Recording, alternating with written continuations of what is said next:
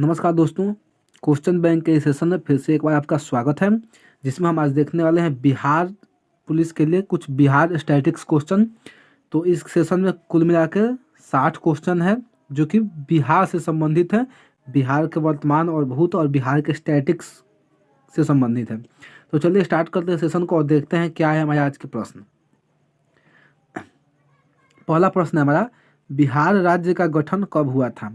तो हमारा उत्तर हो जाएगा 22 मार्च 1912 को बिहार राज्य का गठन हुआ था। इसलिए 22 मार्च को हम बिहार दिवस के रूप में भी मनाते हैं। ठीक, 22 मार्च को बिहार दिवस के रूप में मनाते हैं और 22 मार्च 1912 को इसका गठन हुआ था बिहार का। दूसरा क्वेश्चन है, बिहार की राजधानी कहाँ है? तो बहुत ही ईजी है, बिहार की राजधानी पटना है। अगला क्वेश्चन हमारा तीसरा क्वेश्चन, बिहार का मुख्यमंत्री कौन है? तो हमारा उत्तर हो जाएगा नीतीश कुमार जो है वर्तमान में बिहार के मुख्यमंत्री हैं। चलिए अगला क्वेश्चन देखते हैं। अगला चौथा क्वेश्चन है हमारा, बिहार के प्रथम मुख्यमंत्री कौन थे? तो हमारा उत्तर हो जाएगा श्री कृष्ण सिंह। वर्तमान में नीतीश कुमार और प्रथम श्री कृष्ण सिंह जो थे बिहार के मुख्यमंत्री थे। अगला क्वेश्चन है पांचवा क्वेश्चन, बिहार का राज्यपाल कौन है? तो हमारा उत्तर हो जाएगा फागू चौहान जो है वर्तमान में बिहार के राज्यपाल हैं। छठा क्वेश्चन है, बिहार का प्रथम राज्यपाल कौन था? वर्तमान में तो फागू चौहान हो गए, लेकिन बात करें अगर प्रथम की तो हमारा उत्तर हो जाएगा जयराम दास दौलत राम। जयराम दास दौलत राम जो थे ये बिहार के प्रथम राज्यपाल थे। चलिए नेक्स्ट क्वेश्चन देखते हैं। सातवां क्वेश्चन, बिहार का क्षेत्रफल कितना है? तो हमारा उत्तर हो जाएगा 94,163 किलोमीटर स्क्वायर जो है बिहार का क्षेत्रफल है। अगला क्वेश्चन है, बिहार किस देश के साथ उत्तर में अंतर्राष्ट्रीय सीमा साझा करता है? तो हमारा उत्तर हो जाएगा नेपाल। क्योंकि बिहार के उत्तर में नेपाल है जो कि एक देश है, तो इसलिए वह अंतर्राष्ट्रीय सीमा जो है साझा करता है। तो आंसर क्या हो जाएगा? नेपाल। अगला क्वेश्चन है, पूर्व में बिहार किस राज्य के साथ सीमा साझा करता है? तो हमारा उत्तर हो जाएगा पश्चिम बंगाल। पूर्व में कौन सा राज्य के साथ सीमा साझा करता है? पश्चिम बंगाल के साथ। चलिए नेक्स्ट क्वेश्चन देखते हैं। अगला क्वेश्चन मेरा 10वां क्वेश्चन, पश्चिम में बिहार किस राज्य के साथ सीमा साझा करता है? तो मैं उत्तर हो जाएगा उत्तर प्रदेश। पश्चिम में उत्तर प्रदेश के साथ बिहार जो है अपना सीमा को साझा करता है। अगला क्वेश्चन है 11वां क्वेश्चन, दक्षिण में बिहार किस राज्य के साथ अपना सीमा साझा करता है? तो हमारा उत्तर हो जाएगा झारखंड। तो दोस्तों ये बिहार की टोटल कुल मिलाकर चौहद्दी कह सकते हैं। जैसे कि देख सकते हैं कि उत्तर में कौन सा है? नेपाल है, और पूर्व में कौन सा है? पश्चिम बंगाल है। अगर हम बात करें पश्चिम में, तो पश्चिम में उत्तर प्रदेश है। अगर दक्षिण की बात करें तो दक्षिण में झारखंड है। तो बिहार की चौहद्दी है। ठीक, चलिए नेक्स्ट क्वेश्चन देखते हैं। 12वां क्वेश्चन, बिहार का आधिकारिक भाषा क्या है? तो हमारा आंसर हो जाएगा हिंदी और दूसरा उर्दू। ठीक, तो ये दोनों जो है बिहार की आधिकारिक भाषा है। अगर आपके मन में भोजपुरी या मैथिली को लेकर कोई डाउट हो तो आप जान लें बिहार में वह मैथिली और भोजपुरी बोली जाती है, लेकिन यहाँ की ऑफिशियल लैंग्वेज वो नहीं है। ठीक, चलिए तो नेक्स्ट क्वेश्चन देखते हैं। 13वां क्वेश्चन, 2011 के जनगणना के अनुसार बिहार की जनसंख्या कितनी थी? तो चूंकि ये 2011 के बाद अभी कोई जनगणना हुआ नहीं है, और अगला जो जनगणना होगा 2021 में ही वो होगा। ठीक, तो 2011 की जनगणना की अगर बात करें तो उसके अनुसार बिहार की कुल आबादी जो थी 10,40,99,452 थी। ठीक, अगला क्वेश्चन देखते हैं 14वां क्वेश्चन, 2011 के जनगणना के अनुसार बिहार की कितनी प्रतिशत आबादी गाँव में निवास करती है? तो हमारा आंसर हो जाएगा 89%। 2011 की जनगणना की बात करें तो उसके अनुसार बिहार की कुल जनसंख्या के 89% लोग बिहार गाँव में निवास करते हैं। ठीक, चलिए 15वां क्वेश्चन देखते हैं। 2011 के जनगणना के अनुसार बिहार की साक्षरता दर कितनी है? तो हमारा उत्तर हो जाएगा 63.82%, जो कि सबसे कम है, जो कि लोवेस्ट है, लिस्ट कह सकते हैं, जो सबसे क्या है? कम है भारत में। भारत में सबसे कम है यह। चलिए नेक्स्ट क्वेश्चन देखते हैं। 16वां क्वेश्चन, 2011 के जनगणना के अनुसार बिहार में पुरुषों की साक्षरता दर कितनी है? तो हमारा उत्तर हो जाएगा 73.39%। ठीक, जनगणना से क्वेश्चन काफ़ी पूछे जाते हैं, इसलिए इस पर जो क्वेश्चन ज़्यादा संभव हो सकते हैं उसको मैंने देने की कोशिश की है। चलिए 17 नंबर क्वेश्चन देखते हैं। 2011 के जनगणना के अनुसार बिहार में महिलाओं की साक्षरता दर कितनी है? तो हमारा उत्तर हो जाएगा 53.33% जो थी ये साक्षरता दर थी महिलाओं की, यानी कि लगभग कहा जा सकता है कि आधी महिलाएं बिहार की शिक्षित थी और आधी नहीं थी। अब देखते हैं 2021 में जो जनगणना होगी उसमें क्या होता है। अगला क्वेश्चन है 18 नंबर क्वेश्चन, बिहार में विधायिका प्रणाली किस प्रकार की है? तो हमारा उत्तर हो जाएगा द्विसदनीय। द्विसदनीय यानी कि यहाँ पे विधान परिषद भी है और विधान सभा भी है, दोनों। जहाँ पे दोनों होते हैं विधान परिषद और विधान परिषद और विधानसभा, जहाँ दोनों होते हैं उसको कहते हैं द्विसदनीय, इंग्लिश में बाई कैमरल। और जहाँ पे केवल विधानसभा होता है उसको कहते हैं यूनिक कैमरल, ठीक, यानी कि एक सदनीय। तो चलिए अब अगला क्वेश्चन देखते हैं, 19वां क्वेश्चन। बिहार में विधान परिषद की कितनी सीटें हैं? तो मेरा उत्तर हो जाएगा 75। विधान परिषद की कुल 75 सीटें हैं। अगर बात करें विधान सभा की, तो बिहार में विधानसभा की कितनी सीटें हैं? तो उत्तर हो जाएगा 243। विधानसभा की 243 सीटें और विधान परिषद की 75, ठीक। अगला क्वेश्चन है हमारा, बिहार में लोकसभा की कितनी सीटें हैं? तो हमारा उत्तर हो जाएगा 40। बिहार में लोकसभा की कितनी सीटें हैं? 40। नेक्स्ट क्वेश्चन देखते हैं। और ये लोकसभा का जो चुनाव होता है वो प्रत्यक्ष रूप से होता है। जब नेक्स्ट क्वेश्चन को देख लेते हैं हम,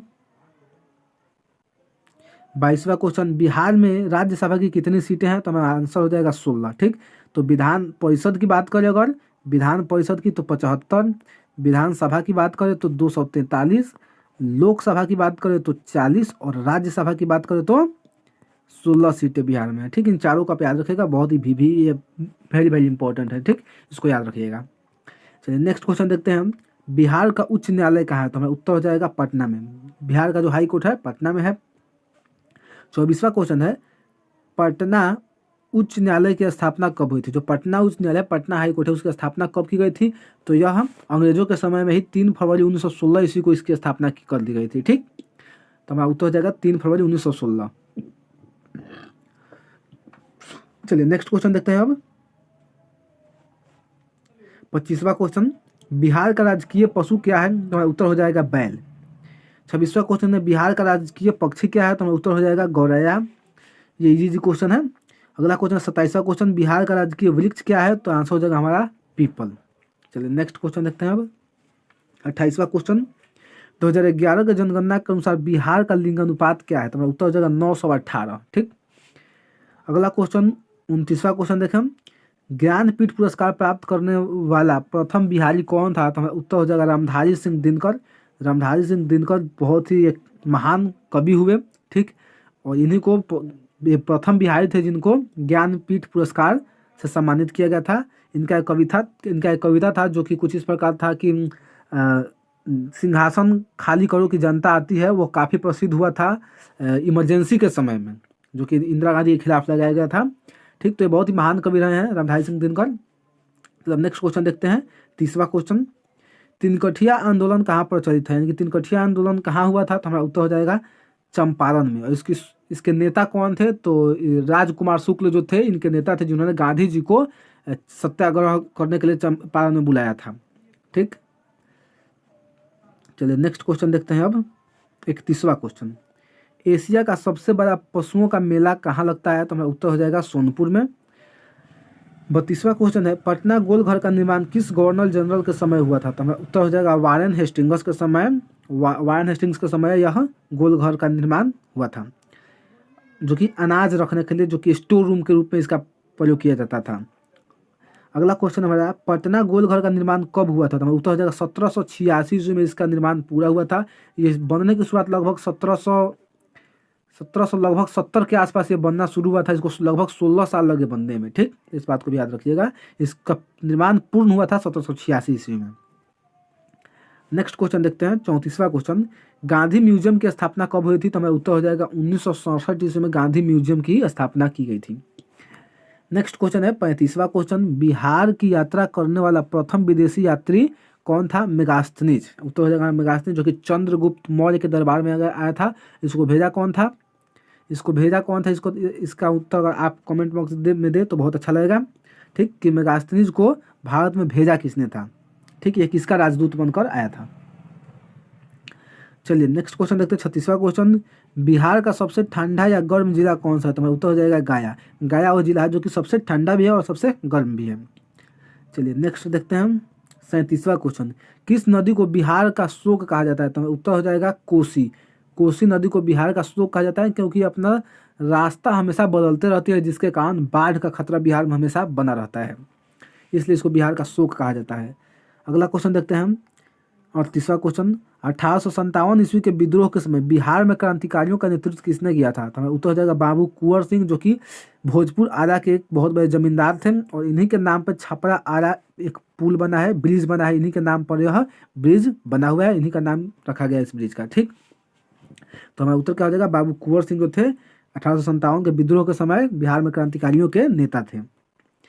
चलिए नेक्स्ट क्वेश्चन देखते हैं, जो कि 39वां क्वेश्चन है हमारा। बरौनी रिफाइनरी की स्थापना कब तथा किसकी सहायता से की गई थी? तो हमारा उत्तर हो जाएगा 1964, जिस वर्ष नेहरू की मृत्यु हुई थी 1964 में, और यह यूएसएसआर की सहायता से इसको बनाया गया था, इसको स्थापित किया गया था। ठीक, तो हमारा आंसर हो जाएगा 1964 ईस्वी में यूएसएसआर की सहायता से। नेक्स्ट क्वेश्चन देखते हैं 40वां क्वेश्चन। जननायक के नाम से किसे जाना जाता है? तो हमारा उत्तर हो जाएगा कर्पूरी ठाकुर। कर्पूरी ठाकुर को हम जननायक के नाम से जानते हैं। 41वां क्वेश्चन हमारा, इसको थोड़ा वीवीआई कीजिएगा। ये जो क्वेश्चन है कि किसे क्या कहा जाता है, इसको थोड़ा वीवीआई कीजिएगा कि किसे क्या कहा जाता है। ठीक, तो जननायक कर्पूरी ठाकुर को कहा जाता है। अगला क्वेश्चन है, लोकनायक के नाम से किसे जाना जाता है? तो हमारा आंसर हो जाएगा जयप्रकाश नारायण। जयप्रकाश नारायण को लोक नायक के नाम से जाना जाता है। क्वेश्चन नंबर 42 देखते हैं, शेर शाह का मकबरा कहाँ स्थित है? तो हमारा उत्तर हो जाएगा सासाराम में शेर शाह सूरी का मकबरा स्थित है। ठीक, चलिए नेक्स्ट क्वेश्चन देखते हैं 43वां क्वेश्चन। बिहार केसरी के नाम से किसे जाना जाता है? तो हमारा उत्तर हो जाएगा श्री कृष्ण सिंह, जो कि बिहार के प्रथम सीएम थे। अगला क्वेश्चन हमारा, बिहार में रेशम का उत्पादन केंद्र कहाँ है? तो हमारा उत्तर हो जाएगा भागलपुर। भागलपुर में बिहार के भागलपुर में रेशम का उत्पादन केंद्र है। अगला क्वेश्चन हमारा 45वां क्वेश्चन, पटना विश्वविद्यालय की स्थापना कब हुई थी? तो हमारा आंसर हो जाएगा 10 अक्टूबर 1917 ईस्वी को पटना विश्वविद्यालय की स्थापना की गई थी। चलिए नेक्स्ट क्वेश्चन देखते हैं 46वां क्वेश्चन। 1974 ईस्वी में बिहार में हुए छात्र आंदोलन का नेतृत्व किसने किया था? तो हमारा उत्तर हो जाएगा जयप्रकाश नारायण।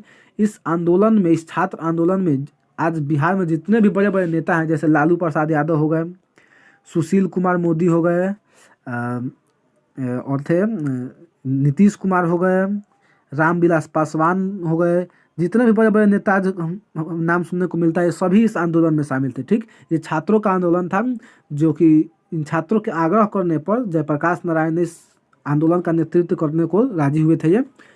ठीक, जो कि इंदिरा गांधी की सरकार के खिलाफ और बिहार सरकार के खिलाफ ये आंदोलन था, जिसमें बिहार के जो सरकार थे, यानी कि बिहार के चीफ मिनिस्टर को अपना इस्तीफा भी देना पड़ा था, रिजाइन देना पड़ा था इसके जवाब में। ठीक, अगला क्वेश्चन है 47वां क्वेश्चन। वाल्मीकि नेशनल पार्क कहाँ स्थित है? वाल्मीकि नेशनल पार्क बिहार का एक नेशनल पार्क है, जो कि पश्चिम चंपारण में स्थित है। अगला क्वेश्चन हमारा 48वां क्वेश्चन, बिहार में न्यूनतम जनसंख्या वाला जिला कौन है? तो उत्तर हो जाएगा शेखपुरा। शेखपुरा वह जिला है जहाँ पर सबसे कम जनसंख्या है। अगला क्वेश्चन देखते हैं 49वां क्वेश्चन, बिहार में सर्वाधिक जनसंख्या वाला जिला कौन सा है? तो हमारा उत्तर हो जाएगा पटना। सबसे अधिक की बात करें तो पटना, सबसे कम की बात करें तो शेखपुरा। अगला क्वेश्चन है 50वां क्वेश्चन, बिहार में न्यूनतम साक्षरता वाला जिला कौन है? तो उत्तर हो जाएगा पूर्णिया। पूर्णिया में न्यूनतम साक्षरता दर है। नेक्स्ट क्वेश्चन है, बिहार में शराब को कब प्रतिबंधित किया गया था? तो हमारा उत्तर हो जाएगा 5 अप्रैल 2016 को बिहार में पूर्ण शराबबंदी की घोषणा की गई थी। ठीक, इस क्वेश्चन को थोड़ा इंपॉर्टेंट रखिएगा। ठीक, चलिए नेक्स्ट क्वेश्चन देखते हैं 52वां क्वेश्चन है हमारा, बक्सर का युद्ध कब हुआ था? तो हमारा उत्तर हो जाएगा 22 अक्टूबर 1774 ईस्वी में बक्सर का युद्ध हुआ था। नेक्स्ट क्वेश्चन हमारा 1922 के गया में हुए कांग्रेस अधिवेशन का अध्यक्ष कौन था? तो हमारा उत्तर हो जाएगा चित्तरंजन दास। नेक्स्ट क्वेश्चन है, बिहार विभूति के नाम से किसे जाना जाता है? तो हमारा उत्तर हो जाएगा अनुग्रह नारायण सिन्हा को बिहार विभूति के नाम से जाना जाता है।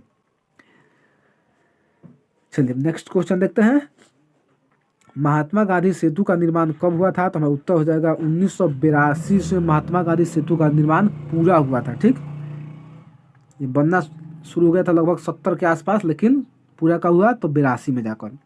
अगला क्वेश्चन है, गांधी सेतु का उद्घाटन किसने किया था? तो हमारा उत्तर हो जाएगा इंदिरा गांधी ने महात्मा गांधी सेतु जो पुल है उसका उद्घाटन किया था। ठीक, जिसका लंबाई लगभग 5.7 किलोमीटर है, जो कि अब भारत का दूसरा सबसे लंबा ब्रिज है। पहला कौन सा हो गया है? ढोला सादिया।